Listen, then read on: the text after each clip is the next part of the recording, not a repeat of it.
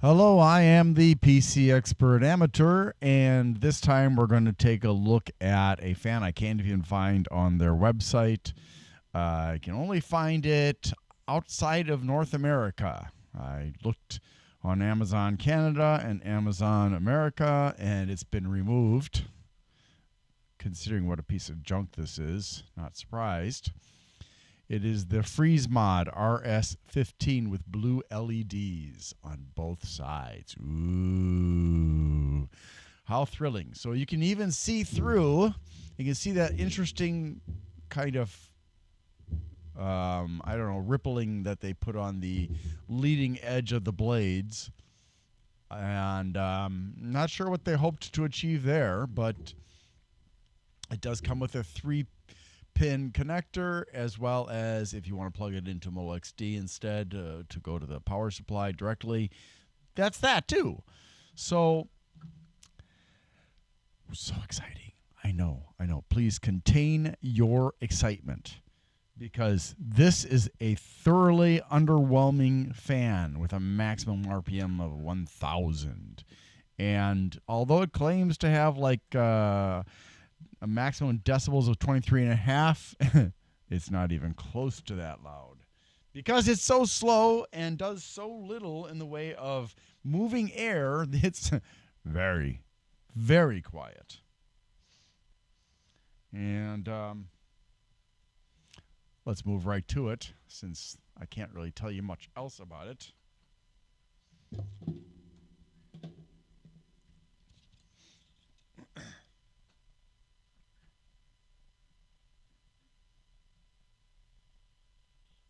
Okay, I can hear some rubbing in there as it started, but now it's gone. Just a little bit of noise. Some harmonics. Pretty low level noise, low tone. And that's it. That's all the noise it makes. So I would say this is well below the level of 23 and a half decibels.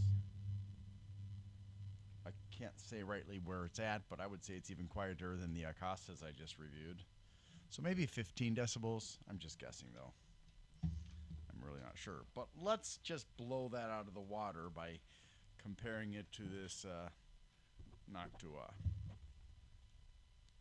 NFA 12 by 25, a classic amongst Noctua fans.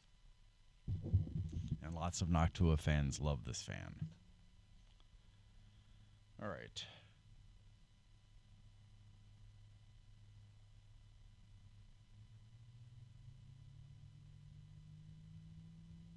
I can already hear it. And I can't really hear the freeze mod anymore.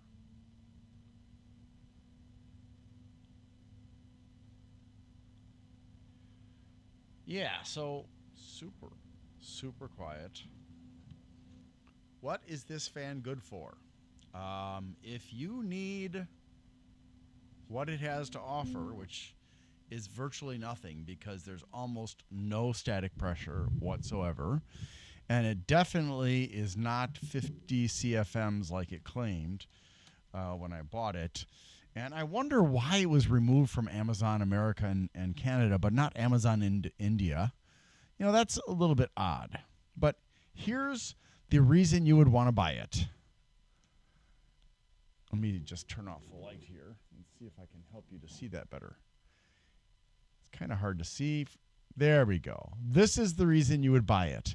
And there are many other fans that have a very similar effect, albeit not on both sides like this one does. This is a very common thing, and I think this may explain why those ripples were on the front edge of the fan blades. I think that is helping with that, but I could be wrong. It could just be because the light is hitting the plastic in just the right way to create those lines. So this is the only reason you'd want this fan in your computer, for looks only, because that's all it can do. I mean, if I put my hand like this, I can barely feel it.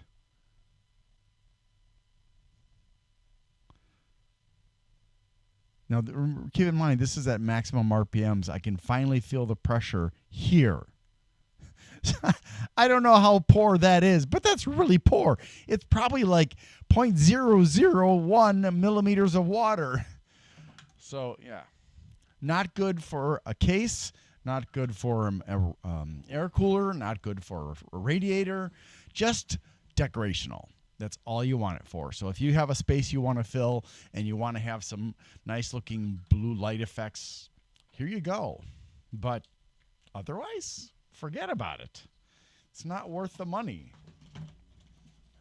And there are other fans out there, again, that have that appearance to them. Maybe not on both sides, but they actually move more air than this one does too. So let's take a look at the data so we can just beat this to death, shall we? Okay, so again, the Freeze Mod is not listed on their website, the RS15 Blue LED Freeze Mod. And it is $7.37 with shipping, and I think it was, or maybe it was just tax. And I still think that that's too high. It's got certifications for CE on ROHS. Now, the only good thing I can say about this fan is it's less than 3 times as expensive as the Noctua, and with the same certifications. Made in China versus the Noctua being made in Taiwan. Both of the same dimensions, 120 by 25. Have no clue about the lifespan or the warranty of this product. And it does have 12 LEDs. Actually, technically, that would be 24 LEDs because there's 12 per side. Unless they did some kind of weird magic that allows the LEDs to be visible on both sides. Surprisingly heavy at 125 grams versus the 200 grams of the Noctua. 7 blades versus 9, and maximum RPMs of 1,000 versus the 2,000 of the Noctua. An overrated 50 CFM of airflow versus the 102.1 of the Noctua. I would say, I don't know what the CFM is of this thing, but it's junk. Don't even know what the static pressure is, but again, it's like super, super, super low. And then the fan noise is supposedly 23.5 maximum, but I'm saying it's more like 15. The length of the cable is 42 centimeters. You can daisy chain it through the Molex D that's attached. It's not sleeved. It comes, again, with a 3-pin DC and then the 2-pin Molex D that you can connect to your power supply, or you can just daisy chain if you want, I suppose. It's got hydraulic bearings, 12 volts with a working range of 10.8 to 13.2, 3.36 watts, and 0.28 amps. So that's pretty bad. I mean, if we go back here and compare this to the Noctua, which has a PWM connection with wonderful SSO2 bearings, and it has slightly more than 1/3 the power consumption of the Freeze Mod, and slightly less than 1/3, or sorry, slightly more than 1/3 of the amperage consumption of the Freeze Mod. So yeah, it's not good. And it has no indicators of rotation and flow. It comes with, but it is a clockwise spinning fan. It comes with 4 screws and corner cushions, and there we go. Don't spend your money on it. Thank you so much for watching, and I hope you have a great day. Please like, subscribe, and share.